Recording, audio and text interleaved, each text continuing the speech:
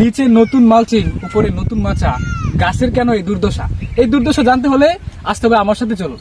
এখানে আমরা দেখতে পাচ্ছি যে গাছগুলো অলরেডি তুলে ফেলা হয়েছে। কেন তুলে ফেলা হয়েছে এবং কি কারণে তুলে ফেলা হয়েছে এটা জানার আগে আপনি জানলে অবাক হবেন, এই গাছগুলো স্বয়ং কৃষক সে নিজেই তুলে ফেলেছে। প্রিয় দর্শক, হঠাৎ করে যখন আপনি আমার পিছনে লক্ষ্য করবেন, দেখবেন যে সবগুলো চারাগুলো মারা গেছে অথবা রোগে আক্রান্ত হয়েছে। কিন্তু আসলে ঘটনাটা কি?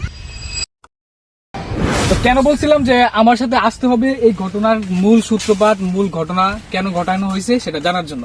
তো আপনারা দেখতে পাচ্ছেন আমার চারপাশে কিন্তু ঝিঙ্গা ঝুলতেছে। আপনি যদি একটু সামনে আসেন দেখতে পাবেন যে এই যে সুন্দর ঝিঙ্গা, এই যে এদিকে আরো সুন্দর আছে ঝিঙ্গাগুলো কিন্তু ঝুলতেছে। পাশাপাশি কিন্তু এই গাছের গোড়ায় এই যে নাই, কৃষক এখানে একটা সুন্দর ম্যাজিক সে এখানে ব্যবহার করছে। ম্যাজিকটা কি? কৃষক যখন এই জমিটার চাষাবাদ শুরু করে তখন সে দুইটা জিনিস মাথায় রাখে। একটা জিনিস হচ্ছে সে এখানে মূল ফসল হিসেবে শশাকে রেখেছিল, আর পাশাপাশি সাথী ফসল হিসেবে ঝিঙ্গা, চিচিঙ্গা এবং দুন্দুল কিন্তু সে এখানে নির্বাচন করেছিল। যখন সে এই জমিতে মালচিং বিছিয়েছিল তখন সে চিন্তা করেছিল এখন আমার বাজারে সবচেয়ে বেশি চলবে হচ্ছে শশা।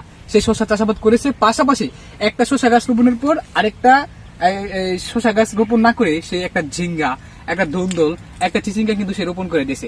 সে কেন এটা রোপণ করেছে? কারণ শশা গাছ আমাদের হাইব্রিড যে প্রজাতিগুলো আছে সেগুলো কিন্তু এখান থেকে এখান পর্যন্ত উঠার পর আর বাড়ে না, এখানে তার জীবনকাল সম্পূর্ণ করতে পারে এবং সে কিন্তু পর্যাপ্ত পরিমাণে ফলন এখানে ভিতরে দিয়ে ফেলে।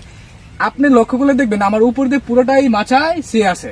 সে এই মাচাটাকে টার্গেট করেছে আমার সামনে এখন যে ফলগুলো ঝুলতেছে সেই ফলকে কেন্দ্র করে, এবং সে কিন্তু অলরেডি শশার ফলন শেষ হয়ে গেছে। এর জন্য সে কিন্তু গোড়াগুলো কেটে ফেলেছে এবং তুলে ফেলেছে।